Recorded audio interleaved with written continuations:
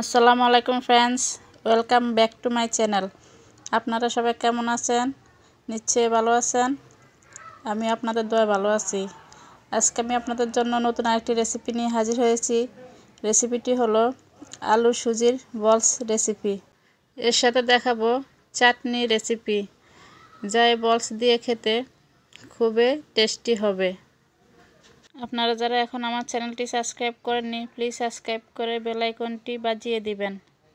রেসিপিটি শুরু করা যাক। এখানে আমি একটা আলু নিয়েছি ছিলে। এখন আলুগুলো ছোট ছোট টুকরো করে নিচ্ছি। এখন আলুগুলো ব্লেন্ডারে দিয়ে দিচ্ছি। আলুগুলো আমি ব্লেন্ড করে পিষে নেব। দেখুন, সবগুলো ব্লেন্ডারে করে নিচ্ছি, সাথে সামান্য একটু পানি দিয়ে নিয়েছি। যতক্ষণ পর্যন্ত পেস্ট না হয়ে যাচ্ছে আমি ব্লেন্ড করে নেব।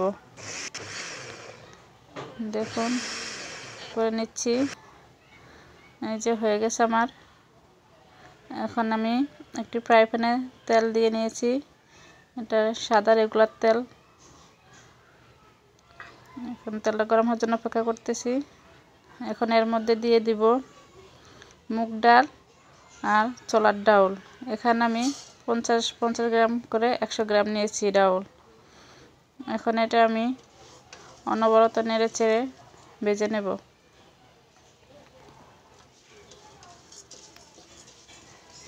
নেড়ে ছেড়ে ভেজে নিচ্ছি।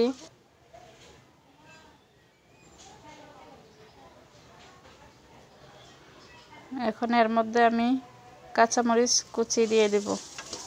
এখানে আমি 4-5টা কাঁচামরিচ কুচি করে নিয়েছি। এখন দিয়ে দিব কিছু আদা কুচি দিয়ে ভেজে নিচ্ছি। এখন আমি এর মধ্যে দিয়ে দিব 1 চামচ সরিষা, কালো সরিষা এটা। এখন দিয়ে অনবরত নেড়ে চেড়ে ভেজে নেব যেন পুড়ে না যায়।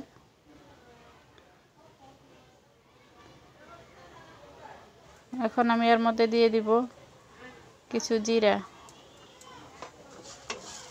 এখন এটা দিয়েও নেড়ে ছেড়ে ভেজে নেব। এখন দিয়ে দিব পেঁয়াজ কুচি।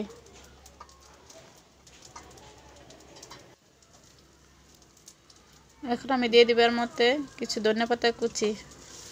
এখন সবগুলো একসাথে নেড়ে ছেড়ে নেব।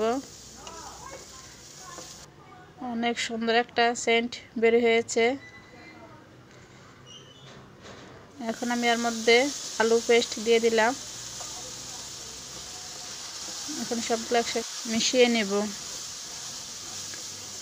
দেখুন, আমি ভেজে নিচ্ছি। অনেকটা ঘন হয়ে গেছে, সম্পূর্ণ পানি শুকিয়ে গেল। এখন আমি এর মধ্যে পানি দিয়ে দেব। এখানে আমি 2 কাপ পানি নিয়েছি। এখন এটা সম্পূর্ণ ভালোভাবে মিক্স করে নেব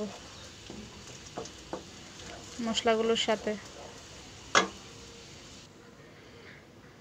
এখন আমি এর মধ্যে দিয়ে দিব স্বাদ মতো লবণ।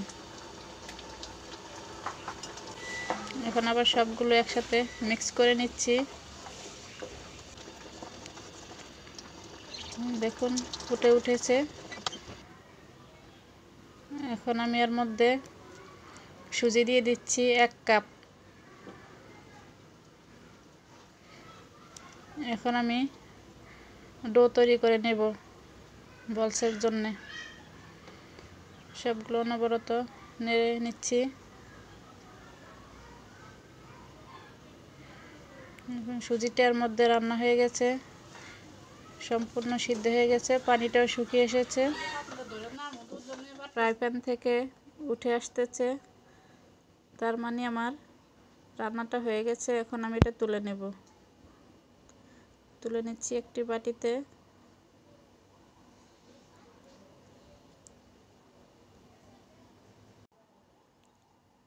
দেখুন, কালারটা কত সুন্দর আসছে, দেখতে অনেক ভালো লাগতেছে।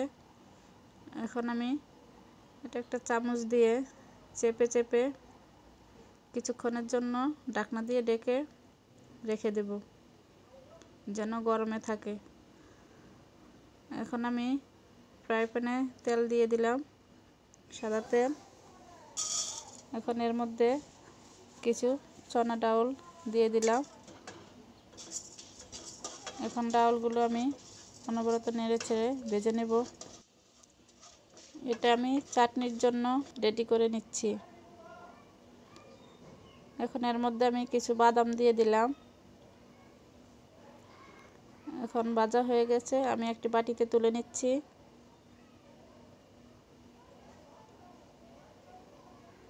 এখন আমি এখানে নারকেল নিয়েছি 1 বাটি, আদা কুচি নিয়েছি, 2টি কাঁচামরিচ নিয়েছি, লবণ নিয়েছি। এখন আমি ব্লেন্ডারে দিয়ে দিচ্ছি এক এক করে। নারকেল দিয়ে দিচ্ছি,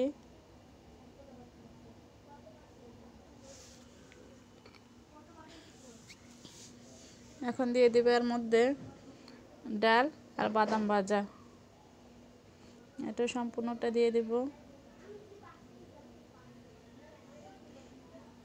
এখন এর মধ্যে দিয়ে দিব আমি কাঁচামরিচ, আদা কুচি আর স্বাদ মতো লবণ। এখন আমি একটু পানি দিয়ে দিচ্ছি, একবারে বেশি পানি দেব না, অল্প অল্প করে দেব। প্রথমে একটু দিয়েছি, এখন আবার একটু দিয়ে নিচ্ছি। এখন এটা আমি চামচ দিয়ে নিয়ে ব্লেন্ডার করে নেব।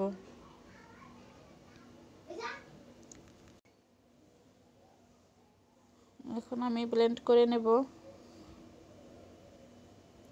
ব্লেন্ড করে নিচ্ছি।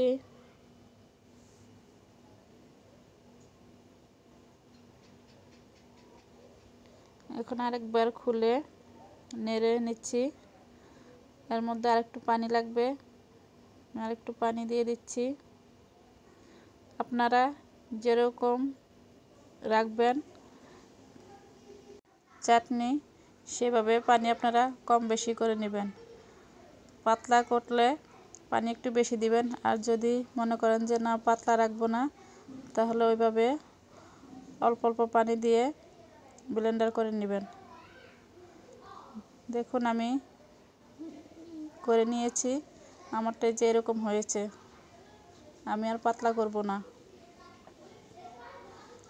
এখন আমি এটা একটি বাটিতে ঢেলে নিচ্ছি।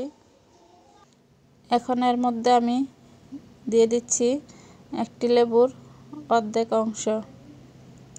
এর মধ্যে চিপে রস নিয়ে নিচ্ছি।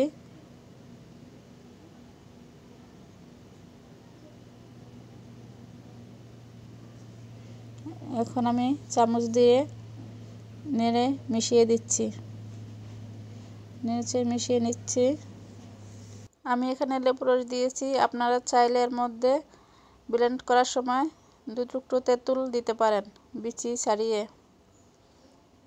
লেবু অথবা তেঁতুল দিলে চাটনির টেস্টটা ভালো আসে, টক ঝাল। এখন আমি চাটনির জন্য ফোড়ন রেডি করে নিচ্ছি। চুলায় দিয়ে দিলাম 2 চামচ তেল, দিয়ে দিলাম এর মধ্যে কালো সরিষা, দিয়ে দিলাম 1 চিমটি জিরা। এখন আমি এটা নেড়ে ভেজে নিব। আপনারা চাইলে এর মধ্যে 2-3টা কারি পাতা দিয়ে দিতে পারেন, আমি আজকে দিলাম না। আমি এটা ভেজে নিচ্ছি।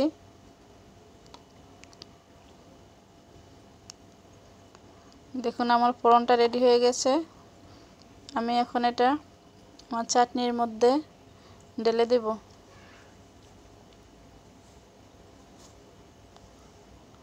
এখন আমি একটা চামচ দিয়ে মিশিয়ে নিচ্ছি।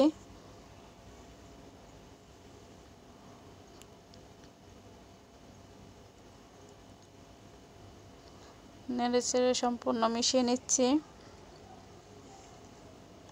এখন আমার তৈরি হয়ে গেল চাটনি। এখন আমি বলের ডো তৈরি করে নিচ্ছি। এখন আমি হাত দিয়ে কিছুক্ষণ ডোটা ময়ান করে নেব। ময়ান করা হয়ে গেছে। এখন আমি হাতের মধ্যে একটু তেল মেখে নিয়েছি 2 হাতে। এখন অল্প অল্প করে বল রেডি করে নিব। দেখুন আমি কিভাবে চেপে চেপে নিচ্ছি। এভাবে চেপে নিয়ে তারপরে 2 হাত দিয়ে গোল গোল ঘুরিয়ে এভাবে তৈরি করে নেব বল। আমি আরেকটা তৈরি করে দেখিয়ে দিচ্ছি।